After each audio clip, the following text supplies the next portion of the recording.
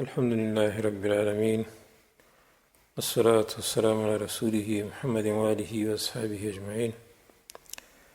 أما بعد، سلسلة الفقه الجهادي د درسونو په لړۍ کې زموږ درس د ابراهیم علیه السلام منهج او د هغه ملت، د هغې بعضې حصې وشوې. نن هم په دغه موضوع کې پاتې کېږو. دوستانو، ځان په دې باندې پوه کول پکار دي.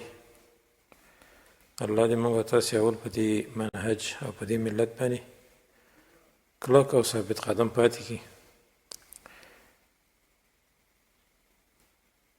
ځان په دې باندې اول پوه کول پکار دي چې دا براءت او دشمني چې کوم د ابراهیم علیه السلام د ملت تقاضا او د هغې اعلان او د هغې ښکاره کول دې مشرکینو، دې طواغیتو ته، دې اوسنو حکومتونو ته، دې جمهوریانو ته، د هغوی دغه معبودانو ته، دا سړی ډېر په تکلیف کې اچوي. قسمه قسم تکلیفونه به ورته رسوي. نو بعضې مولیان یا بعضې عوام دې دا ګمان نه کوي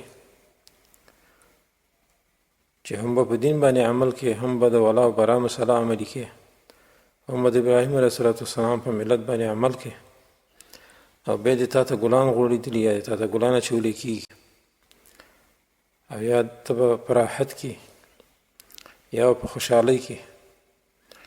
بلکې دا لار که په دې باندې چا عمل وکړو نو دا ډېر په سختو ابتلاعاتو باندې او په نورو سختو باندې دا پټه ده.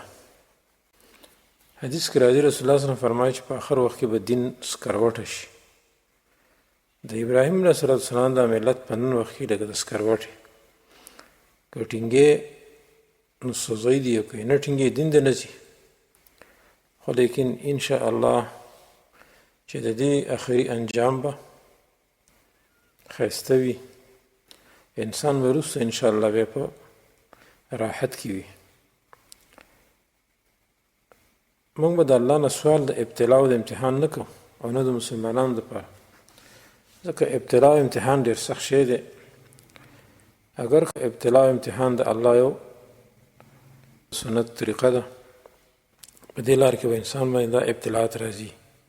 دې دپاره چې الله سبحانه وتعالی خبیث طیب نه جدا کړي.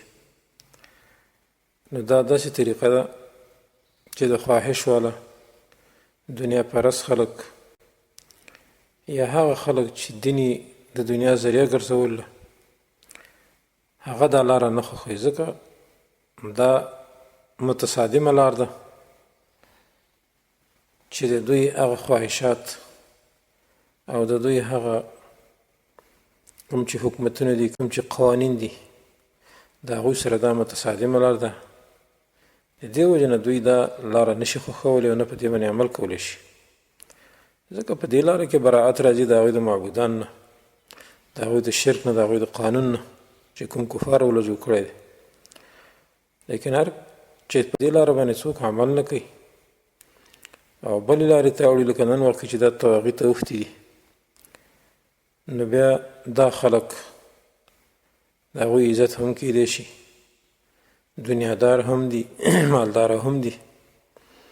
کوم امتحان په هغوی باندې په ظاهره کې هم نه ښکاري، ځکه حدیث کې راځي چې یو شخص باندې امتحان چې راځي په قدر د دین باندې راځي، چې د څومره دین دی، د څومره اسلام دی، په ده باندې هغومره تکلیف راځي. لکه حدیث کې راځي چې سخت نه سخت امتحان والا اول انبیاء علیهم السلام دي، بیا د هغوی تابعدار همداسې پسې واخله. نو د ابراهیم علیه السلام د ملت تابعداري چې څوک هم کوي، دا په سخت امتحان کې مبتلا کېږي، ځکه دی به تابعداري کوي د منهج د انبیاو په دعوت کې، چې الله ته دعوت کې د ابراهیم علیه السلام ملت باندې عمل کې او منهج د انبیاو باندې عمل کې، نو تا ته به سخت رسیږي، ضرور به ضرور. تاسو نه ګورئ ورقه ابن نوفل نبي علیه السلام ته وویلې، دا یو نصراني عالم و، چې ګوره هېڅکله یو داسې سړی نه دی راغلی لکه ستا په رنګه چې دعوې کړې ده د نبوت، مګر هغه د قوم نه شړلی شوی دی، هغه ته تکلیف رسېدلی دی. اوس که دې زمانه کې څوک دا دعوه کوي چې د نبي صلی الله علیه وسلم په طریقه باندې موږ دعوت کوو، یا موږ په ملت د ابراهیم علیه السلام باندې یا د هغه په طریقه باندې، او بیا دا د اهل باطلو سره د موجوده حکومتونو سره د دشمني نه کوي، هغوی ته کافر نه وایي، او ښه مطمئن ناستې په راحت باندې دوی په منځ کې نو په دې باندې پېښ شوه دوستانو، په دې باندې پوه شئ چې دا به یا ګمراهي د الله د لارې نه، ځکه د نبي صلی الله علیه وسلم طریقه دا نه ده، د هغه طریقه دا وه، د ابراهیم علیه السلام طریقه دا وه چې هغوی په خپل منهج باندې عمل کوو، هغوی په خپلو ځایونو نه پرېښودل کېدو، هغوی ته تکلیفونه رسېدل. نو چې څوک دا دعوه کوي په نن وخت کې او دی ښه په راحت باندې وي، نو دی به د خپله دعوه کې دروغجن دی، ځکه د ابراهیم علیه السلام په ملت عمل نه دی کړی، د نبي علیه السلام په طریقې عمل نه دی کړی، یا خو د خپل خواهش تابع دی. د دې وجې نه دوستانو ورقه بن نوفل نبي علیه السلام ته وویل چې ضرور به ضرور دا دعوه چې چا کړې ده نو هغه ته به تکلیف رسېږي، ځکه دا سخته لاره ده، په دې کې مشکلات ډېر. اسعد بن زراره تاسو به پېژنئ، مشهور صحابي دی، کله چې خپل قوم ته نصیحت کوي ورته وایي ای یثرب والاو، د دې پیغمبر راوتل په تاسو کې نن په عربو کې به ضرور څه شی کوي، هغه به دوه ځای کېږي، دا عرب مشران به وجلی کېږي، تورې به راویستلی کېږي د دواړو خوا نه، که چېرته مې ایمان راوړو نو صبر به کوئ په دې باندې، نو ستاسو اجر په الله باندې، او که چېرته یریږئ نو بیا دا پیغمبر پرېږدئ، څو ته مه ووایئ. امام احمد او امام بهقي دا حدیث راوړی.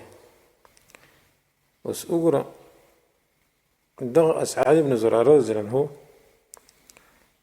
دې خپل قوم ته څنګه خطاب کوي چې دا پیغمبر به راځي او تاسو کې به تفرقه ضرور راولي، مسلمان به د کافر نه بیلی که نه مفارقة للعرب کافة.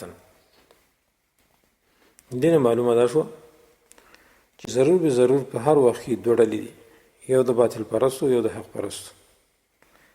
نو هغه څوک چې باطل پرست دي هغه په دې منهج باندې تګ هېڅکله نشي کولی. دوستان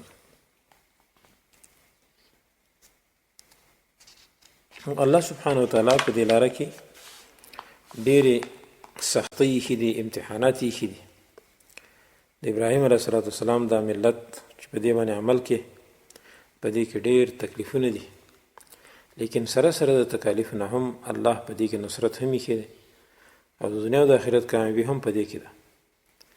او په دې سره به خلک دوه ډلې کېږي، یو د ایمان والا او بل د کفر والا، او د فسوق او د عصیان والا. او په همدې ملت ابراهیم سره به اولیاء الرحمن د اولیاء شیطان نه جدا کېږي، او همدا دعوت د ټولو انبیاء او مرسلینو علیهم الصلاة والسلام. دغه انبیاء دغه د هغوی تابعدارو عیش و عشرت نه خوښولو، او دارنګې نه داسې حکومتونه هغوی منل، نه داسې قوانین یې منل، بلکې به داسې قوانین یې کفر کوو، دې قوانین ته کفر ویو، دوی نه براعت اعلانوو. هم د دغه ملت ابراهیم په وجه باندې بدبخته د نیکبخت نه بیریږي، او دارنګې کافر د مسلمان نه بیریږي. دا داسې لار ده دوستانو. نوح علیه السلام ته وګوره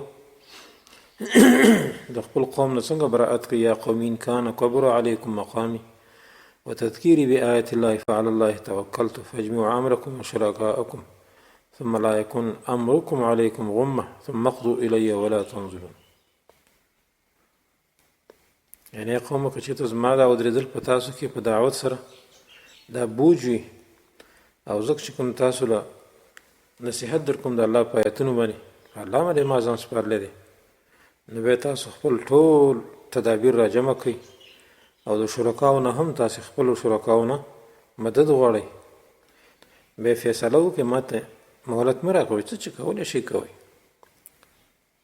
نو داسې خبرې په اوسني وخت کې دا طاغوتي ملیان دا طاغوتي شیخان خپل دې قوم ته کولی شي؟ آیا دا حکمرانانو ته کولی شي؟ دې طاغوتي حکومتونو ته کولی شي؟ نشي کولی. هود علیه السلام ته وګوره، کله چې قوم ته مخ شو، سره دې نه چې قوم یې ډېر قوت والا و، ډېر سرکشه قوم، یوازې ورته مخامخ شو. خو الحمدلله چې هود علیه السلام داسې ورته وویل لکه د غره په شان، د هغوی نه هغه براعت اعلان کړ. وایي زه تاسو ګواه کوم او تاسو هم ګواه شئ چې انی بریء مما تشرکون، زه ګوره بې ځایه یم دغه چې تاسو کوم شریک ورسره جوړوئ من دونې سوا د الله نه. فکیدوني جمیعا ثم لا تنظرون، تاسو خپل تدابیر زما د ضرر په حق چې څه جوړولی شي جوړ یې کوي، بیا ما ته مهلت مه راکوئ. ګوره دې آیت کې د هود علیه السلام یو کس دی چې څومره تاسو لښکرې لرئ، څومره الهه باطل لرئ، د هغوی نه مدد هم پکې وغواړئ، ما له مهلت مه راکوئ. ځکه انی توکلت علی الله ربي وربکم ما من دابة الا هو آخذ بناصیتها ان ربي علی صراط مستقیم. هود علیه السلام ورته وایي ما الله باندې ځان سپارلی چې رب زما دی او رب ستاسو دی، نه دی هېڅ یو زنده سر مګر الله یې نیونکی دی د هغې په تندي باندې، رب زما په نیغه لار باندې. د دې وجه نه دوستانو دغه حال و د انبیا علیهم صلات وسلام سره د قوم نه چې خپل قومونه داسې معاندین قومونه، خو لیکن هغوی د هغوی په مقابل کې هېڅ مداهنت ونه کړ، بلکې د هغوی نه د براعت اعلان وکړ. نو معادات د اهل حق د باطلو سره، د باطل پرستو خلکو سره دا پخوانۍ قضیه ده. الله هغه وخت نه فرض کړې ده چې کله آدم علیه صلات وسلام د ځمکې ته راکوز شو او تر قیامته به دا جاري وي. دې دپاره چې حزب الرحمن د حزب شیطان نه جدا شي، خبیث د پاک نه جدا شي، الله سبحانه وتعالی د مؤمنانو نه شهیدان ونیسي. اهبطوا بعضکم لبعض عدو. د دې وجه نه د انبیا علیهم الصلات والسلام د قافله چې د پخوا نه را روانه او تر قیامته به د هغوی هغه منهج چلیږي. وکذلک جعلنا لکل نبی عدو شیاطین الانس والجن، بل ځای کې الله فرمایي وکذلک جعلنا لکل نبی عدو من المجرمین. نو دا لړۍ د براعت، دا لړۍ د دشمني چې کومه روانه ده د حق او د باطل منځ کې او دارنګې د تواغیتو او د نیکانو خلکو منځ کې، دا د الله یا سنت دی د پخوانه. د دې وجه نه دوستانو او نبی علیه صلات وسلام ته تاسو وګورئ، رسول الله صلی الله علیه وسلم پخپله وایي ومحمد فرق بین الناس، والروایت کې فرق بین الناس، بخاري کې حدیث دی. نبی علیه صلات وسلام جدا کوونکی د خلکو په منځ کې یا جداوالی د خلکو په منځ کې. الله د ابراهیم علیه صلات وسلام د ملت د تابعدارۍ په حق لا د دعا هم الله قبول کړه چې الله په دې د ابراهیم علیه صلات وسلام دعا قبول کړه چې یا الله په دې قوم کې داسې پیغمبر وګرځي چې دوی د شرک نه راوباسي توحید طرف ته. د دې وجه نه رسول الله صلی الله علیه وسلم د شرک نه سکوت اختیار نه کړ او نه خو یې مداهنت وکړ، نه یې ورسره څه جوړ جاړی وکړه د مشرکینو سره، بلکې دی په مکه کې و، سره دې نه چې تابعداري کم هم و، د استضعاف حالت و، لیکن براعت د کفارو نه د هغوی د معبودو باطلو نه کوو. هغوی ته به یې سپکه ستورې ویلې چې دا ستاسې دا معبودان څه نشي کولی، او هغوی ته به یې علی الاعلان کافر ویل، د هغوی د دین نه براعت کو، د هغوی د قانون نه براعت کو. قل یا ایها الکافرون لا اعبد ما تعبدون ولا انتم عابدون ما اعبد ولا انا عابد ما عبدتم ولا انتم عابدون ما اعبد لكم دينكم ولي دين. سورة کافرون نه دا معلومیږي چې رسول الله صلی الله علیه وسلم دا اعلان په مکه کې دوی ته کړو چې ګوره ستاسو ځان ته طریقه ده، زموږ ځان ته طریقه ده. دې آیتونو کې ورته تصریح کړې ده چې دی په خپله طریقه باندې ثابت قدم دی او دا براعت دی. دې ته سورة براعت هم ویل کېږي. بل ځای کې الله فرمایي قل یا ایها الناس ان کنتم فی شک من دینی فلا اعبد الذین تدعون من دون الله ولكن اعبد الله الذي يتوفاكم وامرت ان اكون من المؤمنین. ورته وایي خلکو که چېرته تاسو زما په دې طریقه او په دې دین کې شک کوئ نو زه ګوره د هغې چا عبادت نه کوم چې تاسو ته رامدد شوی سوا د الله نه، لیکن د هغه چا عبادت کوم چې تاسو وژني او ما ته امر شوی چې زه اول نه مؤمنان نه جوړ شم. بل ځای کې الله ته خطاب کوي وان کذبوک فقل لي عملي ولكم عملكم انتم بریئون مما اعمل وانا بریء مما تعملون. که چې د دوی تکذیب کوي پیغمبر ستا ورته وایي چې زما دپاره زما عمل دی او ستاسو دپاره ستاسو عمل دی. تاسو بیزار یاستئ د هغې نه چې زه کوم عمل کوم او زه بیزار یم د هغه نه چې تاسو کوم عمل کوئ. ما برائت کړی تاسې نه.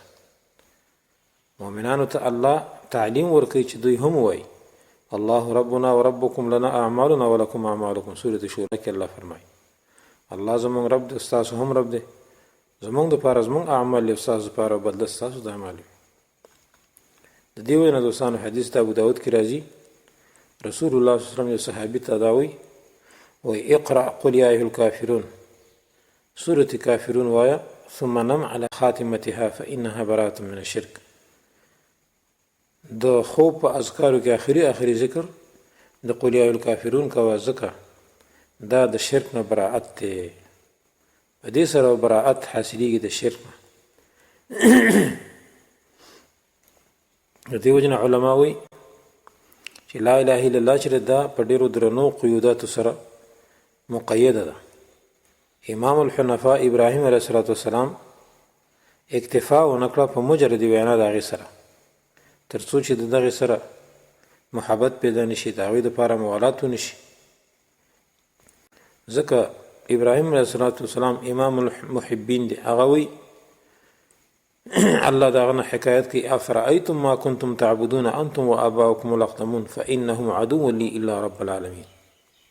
تاسو ماله خبر راکړئ تاسو د چا عبادت کوئ، تاسو ستاسو مشران چې کوم مخکیني تېر شوي دوی د چا عبادت کوو. نو د هر چا چې عبادت یې کوو ځکه دا ټول معبودات باطله دي فإنهم عدو لی ځکه دا زما دشمنان دي الا رب العالمین مگر رب العالمین مې دشمن نه دی. همدا معنا ده د لا اله الا الله. لکه ابراهیم علیه السلام بل ځای کې الله د هغه نه حکایت کوي اذ قال ابراهیم لأبیه وقومه انني براء مما تعبدون الا الذي فطرني فانه سيهدين وجعلها كلمة باقية في عقبه لعلهم يرجعون. نو دا کلمه چې د امام الحنفاء ابراهیم علیه الصلاة والسلام نه موږ ته پاتې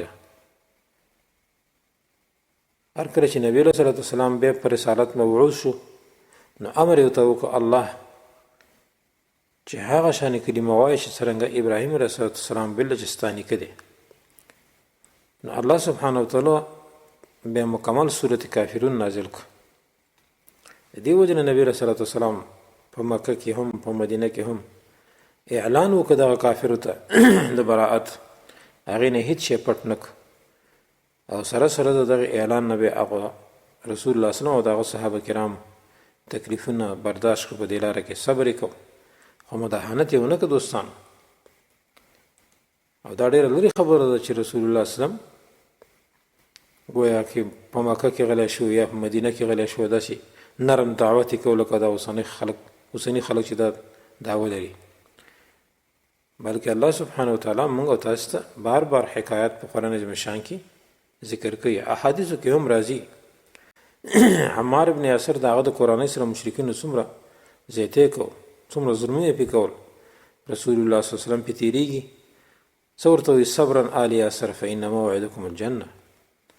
ای د یاسر خاندانه صبر کوئ ځکه ځای ستاسې جنت دی. نو که چېرته رسول الله صلی الله علیه وسلم دا خوښوله چې دې تواغیتو سره جوړ جاړی دوی کړی وي ورته ویلي وي چې خیر د خبرې ومنئ که نه. دغه صحابه کرامو ته په دغه خپل حکومت کې څه کار هم ورکړی وی لکه دا اوسني تواغیت دوی ته چې دا بعضې مولیان او شیخان راوړي. خباب رضی الله عنه ته رسول الله صلی الله علیه وسلم وایي کله چې ده باندې هغه کافر ظلم کو وایي ستاسو نه وړاندې به یو سړی ونیولی شو، هغه به په ځمکه کې خښ کړی شو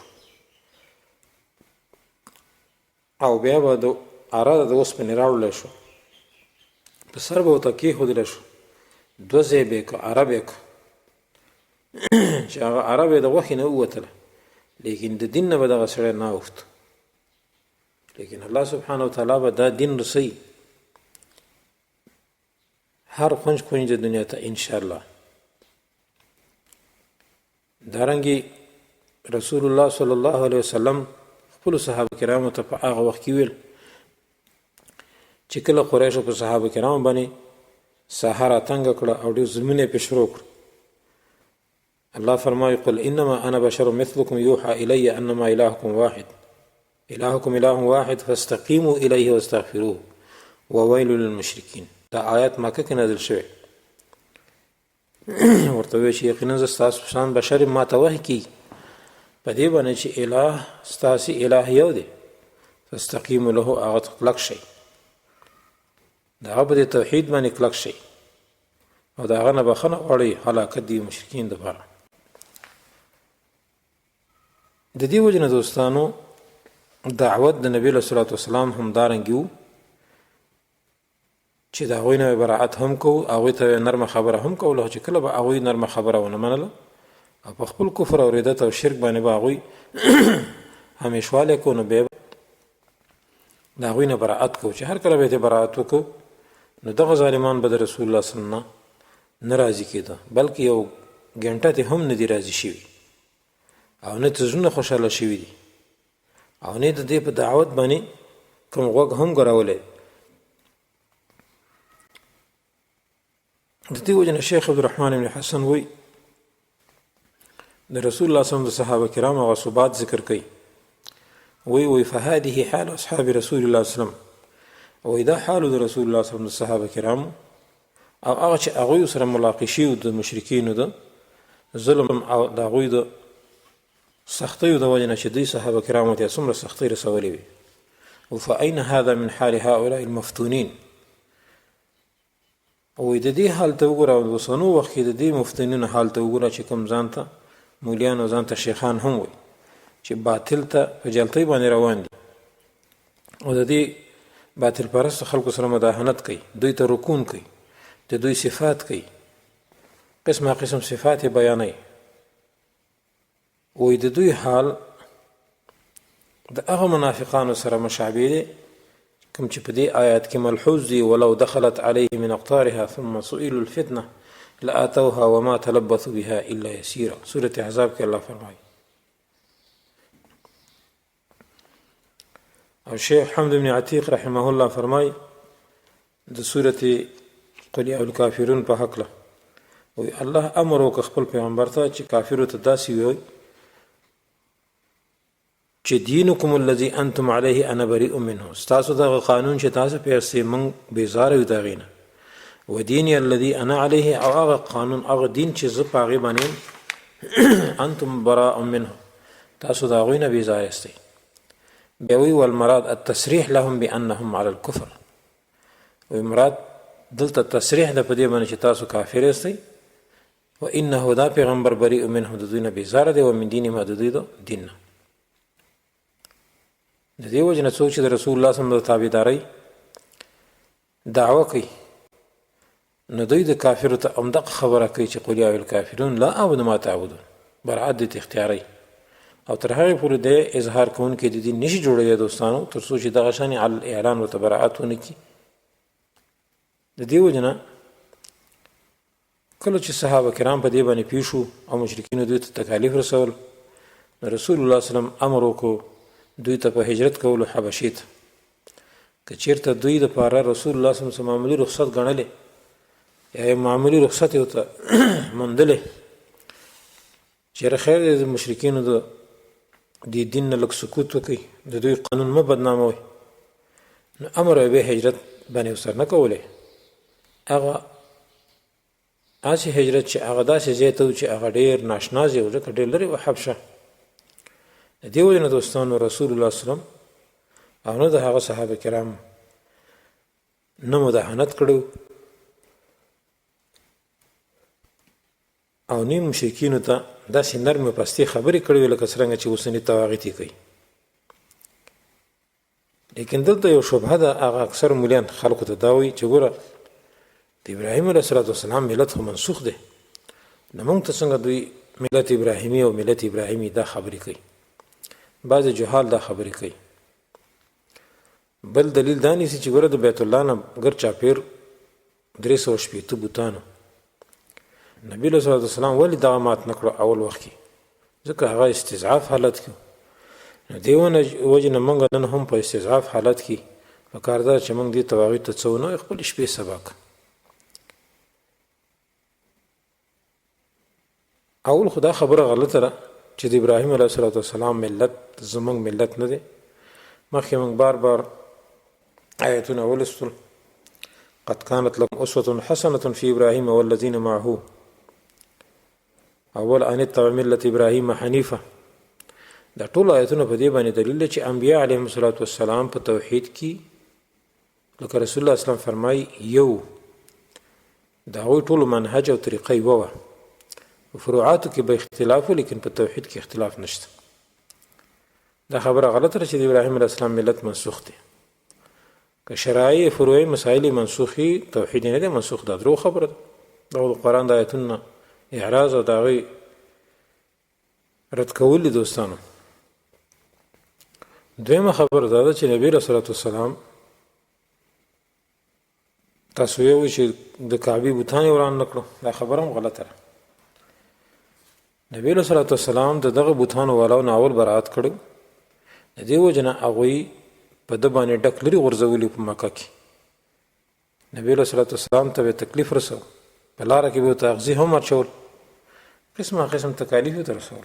دا خبره غلطه ده چې هغه گویا کې دغه بوتانو رد نو کړو، بوتان یې نو لرې کړي. د بوتانو والاو نه برات کړو، نو بوتان نه په طریقه اورا سره برات راته. د دې وجه نه مشرکین د قریش او ابو طالب ترال چې ګوره دا ستا وراره زمونږ بوتانو ته بد رد وي او دارنګې زمونږ د دین سپکاوالی کوي. دا ټول د دې دلیل دی چې رسول الله صلی الله علیه وسلم مداهنت نه دی کړی او نه د هغوی په هکله دغه دعوت پرېښی دی. د دې وجه نه دوستانو دا خبره ډېره غلطه خبره ده، او چې ته وایې چې بوتان یې نه دي نړولي دا هم غلطه خبره ده.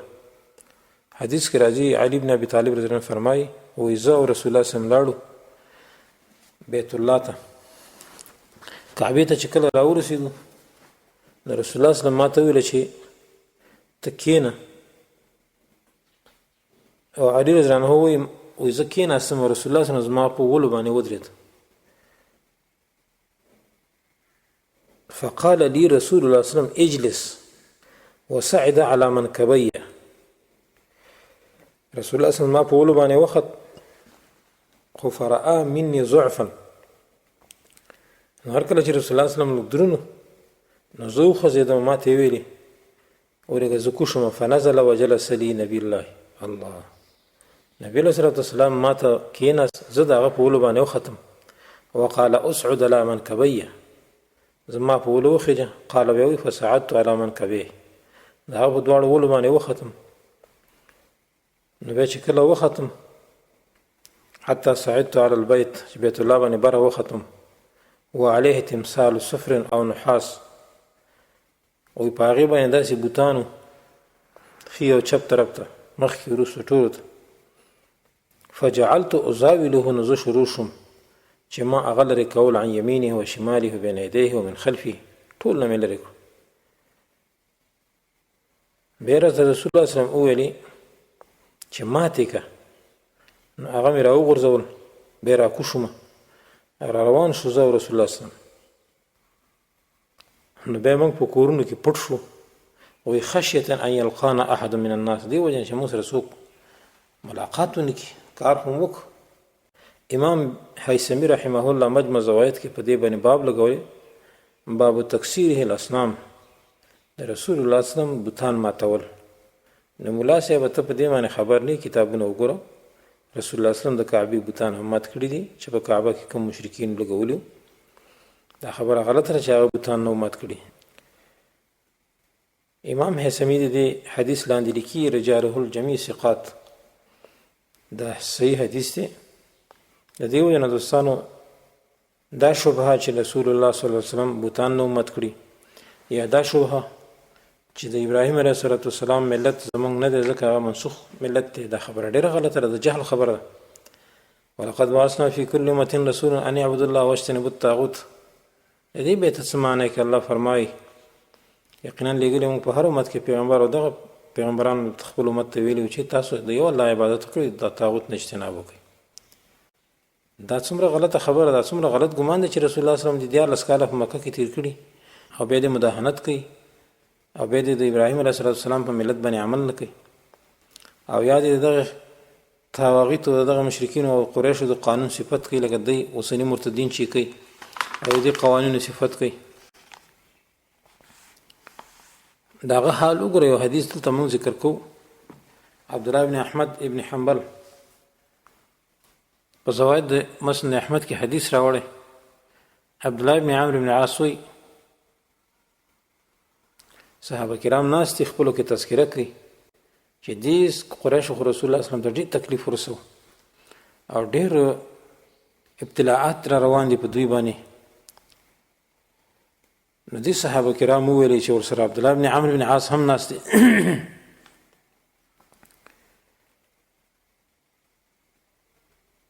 وایي دی یو ورځ د قریشو اشراف را جمع شوي دا غټان غټان، زه هم هغوی سره ومه.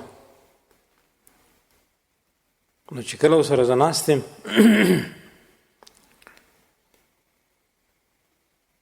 نو بیا دې قریشو تذکره وکړه چې ما رأینا مثل ما صبرنا علیه من هذا الرجل قط. وایي موږ هېڅ یو سړي ته داسې صبر نه دی کړی لکه دې پیغمبر ته چې موږ کړی دی. صفح احلامنا، زمونږ مشرانو ته بیوقوفان وایي. وشتم آباءنا، زمونږ پلارانو ته کنځل کوي. وعاب دیننا، زمونږ په دې قانون باندې عیب لګوي چې دا غلط قانون دی. وفرق جماعتنا، زمونږ په منځ کې ډلې جوړې کړي، پلار یې د زوی نه بېل کړ، زوی د پلار نه جوړ کړ. وسب آلهتنا، زمونږ الهو ته بد وایي. لقد صبرنا منه على امر عظیم، موږ صبر وکړو په ډېر لوی کار باندې، دا خو ډېر غټ کار دی، موږ په دې باندې صبر وکړو. وایي په دې وخت دوی دا کار کوو چې کله دوی باندې رسول الله صلی الله علیه وسلم راښکاره شو. عمرو بن عاص وایي چې زه د دوی سره ناست وم چې دوی دا خبره کوله او یو دم رسول الله صلی الله علیه وسلم راغی. روانو حتی استلم الرکن، رکن یمانی چې ښکل کو. ثم مر بهم طائفا بالبیت، بیا رسول الله صلی الله علیه وسلم طواف بیت الله باندې کو. هر کله چې په دوی باندې تېرېدو د قریشو باندې دوی دلته ناست دي نو بعضو به ورته داسې اشارې کولې. نو زه خو پوه شوم چې کله د دویم وارې طواف کوم بیا ورته هماغه شان اشارې کوي. بیا په درېیم وارې تېر شو همداسې اشارې به ورته کولې. رسول الله صلی الله علیه وسلم هم پوه شو نو ورته راوګرځوي ویلې ویلې تسمعون یا معشر قریش، واورئ ای د قریشو ډلې. اما والذي قسم په هغه ذات چې زما نفس دغه چې نفس د محمد صلی الله علیه وسلم دغه په لاس کې دی. لقد جئتكم بالذبح، چې زه تاسو الله په حلالي سره لګم چې تاسو به زه ذبح کوم. چې دا خبر رسول الله صلی الله علیه وسلم وکړه. بل روایت کې راځي واشاره الی حلقه، مرۍ ته یې هم لاس کړ لکه داسې به م علالوم. چې دا خبرې د رسول الله صلی الله علیه وسلم دغه قریشو واورېدې نو دوی داسې چوپ شو لکه په سرونو چې مرغان ناست دي، داسې غلي شو چې انصرف یا ابوالقاسم، ای ابوالقاسم صلی الله علیه وسلم واپس شه. هر کله چې رسول الله صلی الله علیه وسلم واپس شو چې سبا شو نو دوی جمع شو د حجر اسود په ځای کې او زه سره وم. نو بعضې دې بعضو ته وویلې تاسو پرون هغه حال ولیده چې کوم تیر شو چې دې سړي موږ ته کومې خبرې وکړې رسول الله صلی الله علیه وسلم یادو هغه څه چې تاسو یې بد ګڼئ. نو دوی دې خبرو کې اخته و چې رسول الله صلی الله علیه وسلم راغی نو یو سړي ور ټوپ کو نو ټولو پرې را ودنګل او دی منځ کې ایثار کړ رسول الله صلی الله علیه وسلم. وایي انت الذي تقول کذا وکذا، تا کسې چې پرون دې دا خبرې کولې زمونږ الهه دې بد یادول، زمونږ دا قانون نه مني. وایي رسول الله صلی الله علیه وسلم چې نعم انا الذي اقول کذا، الله زه هغه قسم چې دا خبرې مې کولې. ګوره دلته تخلیه پیتي پیتي نه کړه لکه دا اوسني تواغیت چې کله دا طاغوتي مولیان دي تواغیتو ته ودرېږي نو خولو ته اړی راړی. نه، انا الذي اقول کذا، زه هغه کس یم چې ما پرونه خبره کړې. عمرو بن عاص وایي ما یو سړی د دوی نه ولیده چې رسول الله صلی الله علیه وسلم یې د څادر مبارک نه ونیو او راښکلو یې. نو ابوبکر صدیق رضی الله عنه ورپاڅېده او جړل یې. څه ورته ویل؟ تقتلون رجلا ان یقول ربي الله. تاسو داسې سړی وژنئ چې هغه صرف دا خبره کوي چې رب زما الله دی. بیا واپس شو د هغه نه. عبدالله بن عمرو بن عاص وایي دا کار چې ما د قریشو نه ولید دا ډېر سخت کار. ما داسې سخته نه ولیدی چې قریشو په چا دومره ظلم کړی لکه په دې رسول الله صلی الله علیه وسلم چې په دغه ورځ باندې وکړو. په رسول الله باندې په دغه ورځ باندې څومره ظلم وشو. دارنګې په رسول الله صلی الله علیه وسلم باندې دوستانو د بیت الله په خوا کې ډک لرې اچول شوي دي، لکه عقبه بن ابي معیط چې د رسول الله صلی الله علیه وسلم ونیول او کپړه ورته په دې مړی کې واچوله، فخنقه به خنقا شدیدا، حدیث کې راځي. مړی له خپه کړه، ابوبکر صدیق ته راپاڅېد او هغه د رسول الله صلی الله علیه وسلم نه دغه کپړه لرې کړه. دی ورته تقتلون رجلا ان یقول ربي الله وقد جاءكم بالبينات من ربكم. او د رسول الله صلی الله علیه وسلم دا حال وګوره. د دې وجه نه دوستانو حدیث د بخاري کې چې کوم موږ مخکې ولوستو چې ملایکې راغلي او رسول الله صلی الله علیه وسلم سر ته کېناستي او دی ورته ویل چې محمد فرق بین الناس یا محمد فرق بین الناس، چې رسول الله صلی الله علیه وسلم د خلکو منځ کې جدا کوونکی دی، جداوالی راوستونکی دی، جداوالی راولي. نو د هغه حال وګورئ د هغه کفارو د زمانې سره او څرنګه هغه دشمني ظاهروله هغوی ته چې د دین دشمنان به رسول الله صلی الله علیه وسلم ورته دشمني ظاهروله او لاره به یې جدا کوله، براءت به یې کوو، واضح براءت. داسې نه لکه زموږ د زمانې چې باطل پرستو ته طاغوتیانو ته ټوکرۍ ټوکرۍ کېږي، مداهنت کوي، د هغوی امداد کوي. دا د دوی سره اوښتل د دوی نه براءت یا د دوی سره دشمني کول هیڅ اړو کومه ضروري قضیه نه مني چې دغې نه ضروري شی دی. دا د توحید د لوازماتو نه دا نه مني د سره دا ملیانو دا اوسني خلک. د دې وجه نه دوستانو دا د رسول الله صلی الله علیه وسلم حالو په بیت الله کې په مکه کې د هغه مشرکینو سره چې حالانکه دغه وخت استضعاف هم خو رسول الله صلی الله علیه وسلم مداهنت ونه کړ او نو رسول الله صلی الله علیه وسلم دوی ته کماندار ما خبره وکړه چې یاره خیر دی که نه ګډ حکومت به جوړ کو، پروا نه کوي. نه دا خبره نشته، بس د الله دین د هغې په لاره کې هیڅ مداهنت رسول الله صلی الله علیه وسلم ونه کو، بلکې دغه مشرکین نه براءت وکړو. الله دې موږ او تاسو له په عمل کولو توفیق راکړي. هذا واخر دعوانا ان الحمد لله رب العالمین وصلی الله تعالی علی خیر خلقه محمد و آله و صحبه اجمعین.